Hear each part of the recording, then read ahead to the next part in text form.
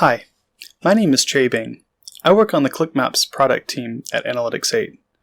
Today, I thought I'd show you how to build a points map in QlikMaps 3.0. QlikMaps 3 takes the mystery out of building a map.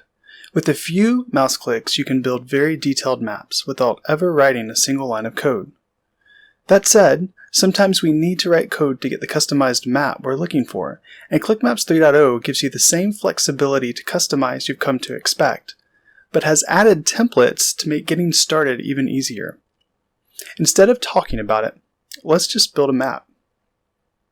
Starting with the blank sheet, I'll go into edit mode and drag a QlikMaps object onto the canvas. On the right-hand side, we're presented with a properties panel for layer 1. I'm going to draw a point map by clicking on the marker button and selecting Unique Name from the drop-down. If your Latin long fields are named something similar to your dimension name, QlikMaps will automatically detect the Latin long fields that go with it.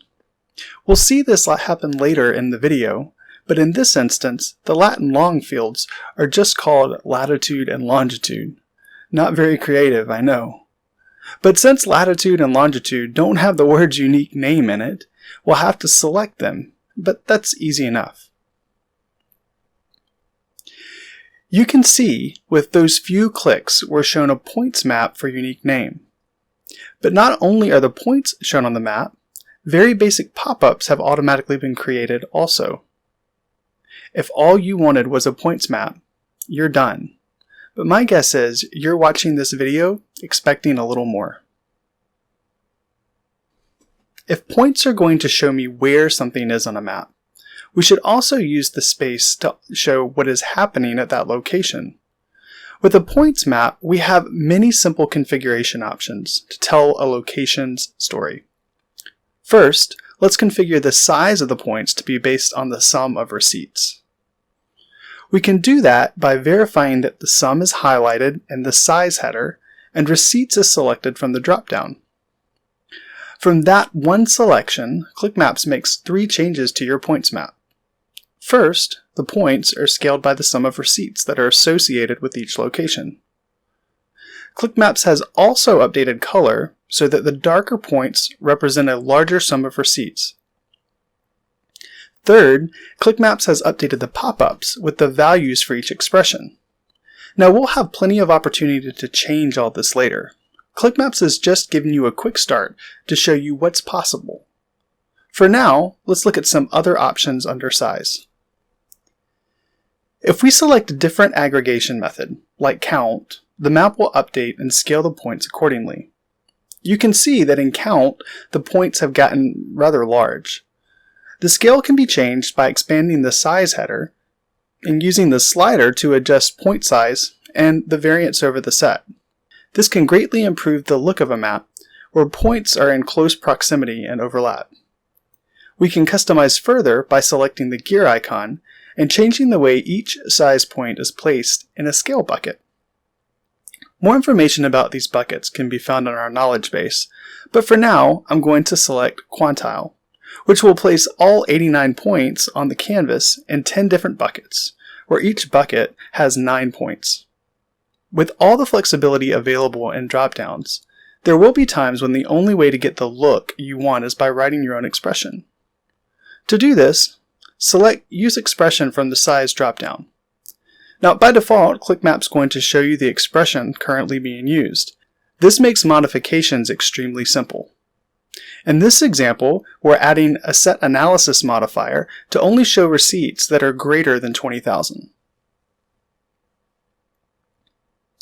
It's also possible to specify the exact pixel size of a point by selecting pixels and using an expression that returns pixel size. But we'll look into this a little later. For now, let's move on to color. Earlier, when we set size, QlikMaps also updated color with the sum of receipts. Let's leave that alone for now and explore other ways to customize the points. When we expand the color header, we see that we can adjust the opacity slider to change the transparency of the points, or the palette drop-down that allows us to select from a number of pre-configured palettes that can be adjusted using the variance slider below it. Clicking on the gear icon gives us access to the same kind of palette breaks or buckets we saw earlier in the sizing dialog, and gives us the opportunity to even use an expression and opacity. As you can see, there's a lot of options here without writing any custom code, but once again, sometimes customization is the way to go. Don't worry, we haven't forgotten. I'm going to select Use Expression from under the Color dropdown. Now once again, QlikMaps shows us the expression currently being used. Modifying this can be done by making sure value is selected and editing the expression. As long as value is selected, the palette in the dropdown will be used to color the points, only now it will color it based on the expression you set under Color. Another option is to select the Color button. Now, when an expression is entered for color, the expression created must return a valid color code for each point. This could be used to customize the palette, or, more likely, to assign a different color to groups of points. In this example, I'm coloring all restaurants blue and everything else red. Now we can clearly identify where locations are based on the point, what those locations do based on the color, and how those locations are performing based on the point size. That is an enormous amount of information in one place, and we're not even close to done. The next header down from Color is pop-ups. So far, we've seen QlikMaps automate the creation of pop-ups, but the automation is just the beginning. QlikMaps pop-ups are mini web pages. That means that anything you've seen on the internet can be placed in a pop-up, from text and images to Twitter feeds and even live video. For this video, we're going to keep it pretty basic. First, we need to take our new expression for size and add it to the pop-up. We'll start by copying the size expression, uncheck the auto-generate pop-ups, and enter the expression editor. I'll replace with the expression of my own.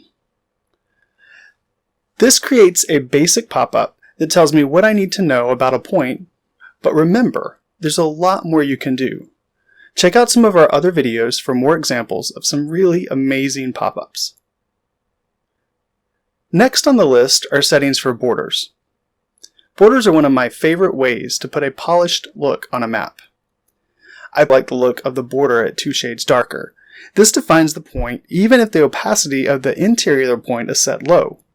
This allows me to see points that overlap while still maintaining the integrity of the point size.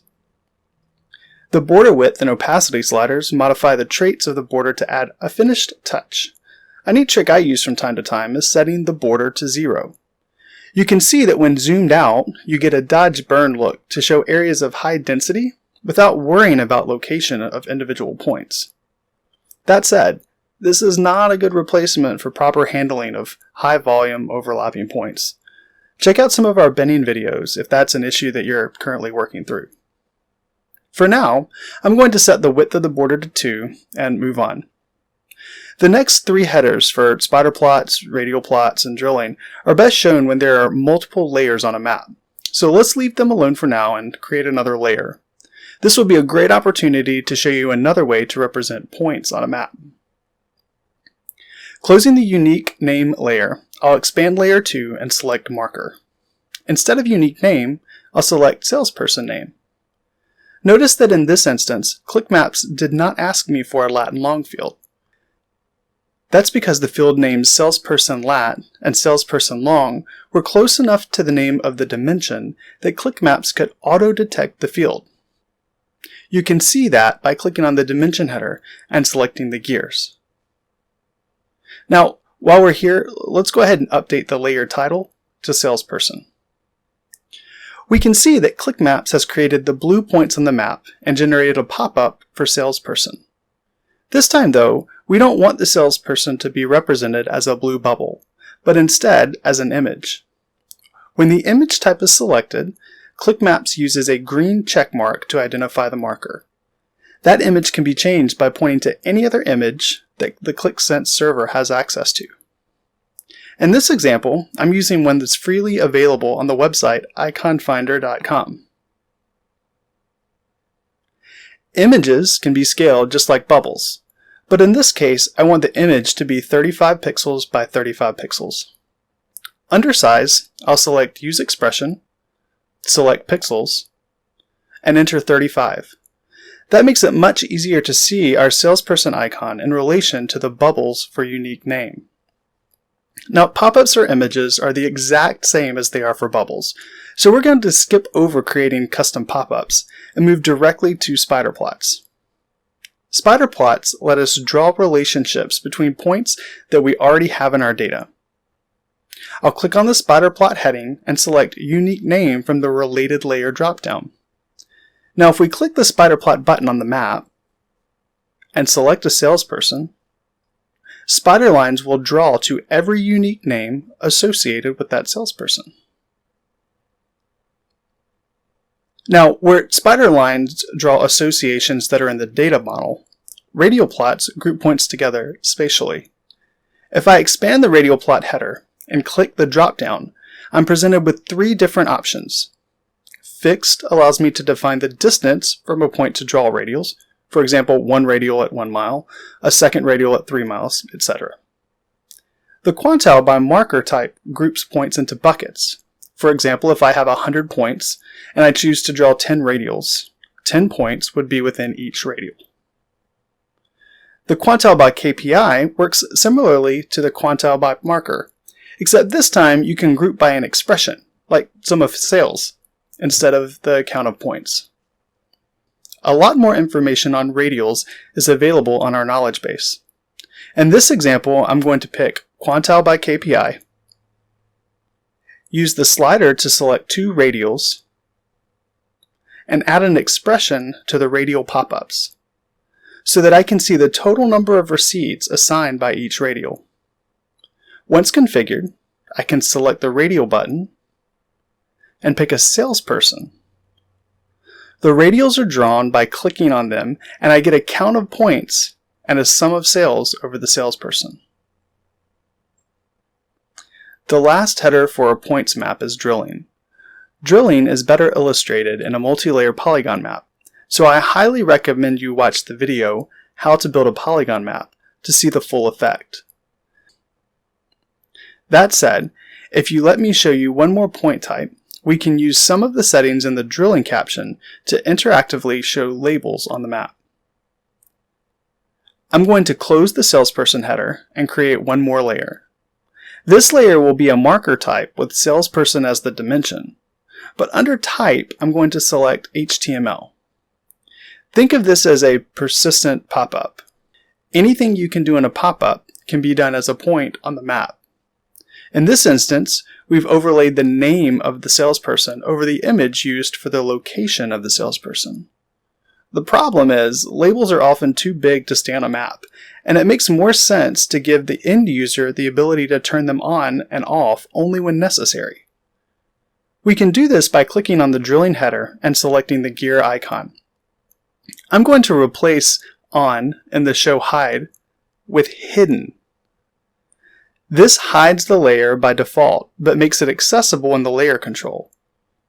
Before I show you though, let's label this layer so that we can easily identify it on the layer control. Now, the title for the salesperson can be turned on and off interactively by the end user. I hope you've seen in this video that building a points map in QlikMaps is easy. If you have questions, reach out to us at QlikMaps.com. See you next time.